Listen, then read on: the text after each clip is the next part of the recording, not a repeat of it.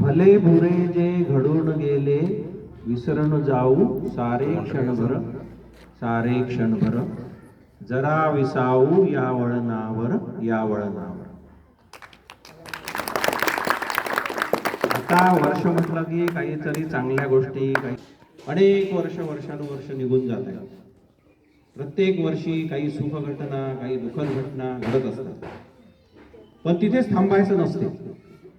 थोडासा विसावा घ्यायचा आणि पुन्हा आपल्याच कामाला चांगल्या प्रकारे लागायचं. ही प्रेरणा नेहमीसाठी कायम ठेवायची. आराम नाही करते तो. आपल्या शाळेच्या बाबतीत काही चांगलं घडते, काही वाईट घडते, काही कोणाकडून चुका होतात, काही आमच्याकडूनही चुका होतात, नकळत कोणाला पनिशमेंट होते. तर हे सगळं काय करायचं असते? विसरून जायचं असते. शिक्षक लोक पनिशमेंट करतात. उद्देश काय असते? विद्यार्थ्यांना शिस्त लागली पाहिजे, आपले विद्यार्थी चांगले कुठेतरी काहीतरी बनले पाहिजे, नाव लौकिक केलं पाहिजे, आपल्या कुटुंबाला चांगला दिला पाहिजे त्यांनी भविष्यात. हा उद्देश पाठीमागे असतो. कोणत्याच शिक्षकाचा असा दुसरा कोणताच उद्देश नसतो.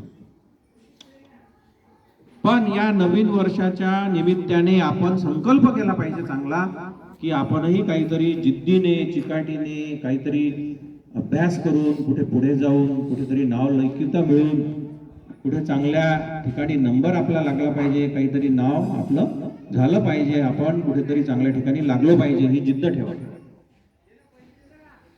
यासाठी सगळ्यांना सांगतो, गेलेले दिवस वापस येत नाही, गेलेली वेळ वापस येत नाही. आपण या वेळेची किंमत जाणली पाहिजे, किंमत केली पाहिजे.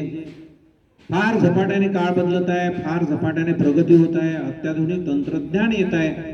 त्या अत्याधुनिक तंत्रज्ञानाचा वापर करून आपल्याला तो वापर करता आला पाहिजे. यासाठी नेहमी अपडेट राहायला पाहिजे.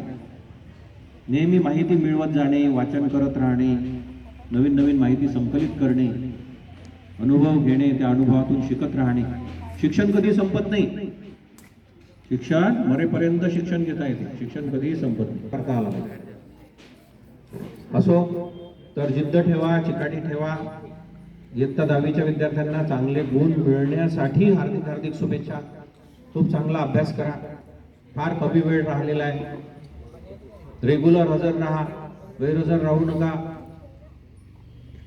हजर राहिल्याने जे काही आपण इथे शिकतो ते शिकल्याच जाते. घरी जाऊन काय शिकता? काहीच नाही.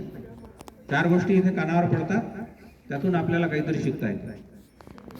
रिकामा वेळ मिळाला, वेळ गमावू नका, अभ्यास करा. इथे हे कोणासाठी आहे? हे तुमच्या भविष्यासाठी आहे. असो श्री कैलास विद्यालयातर्फे माझ्याकडून सर्व विद्यार्थ्यांना, सर्व विद्यार्थिनींना, माझ्या सर्व शिक्षक बांधवांना, मॅडमला, शिक्षकेतर कर्मचारी यांना, तुमच्या पालकांना, सगळ्या गावकऱ्यांना, संपूर्ण नागरिकांना हार्दिक हार्दिक शुभेच्छा.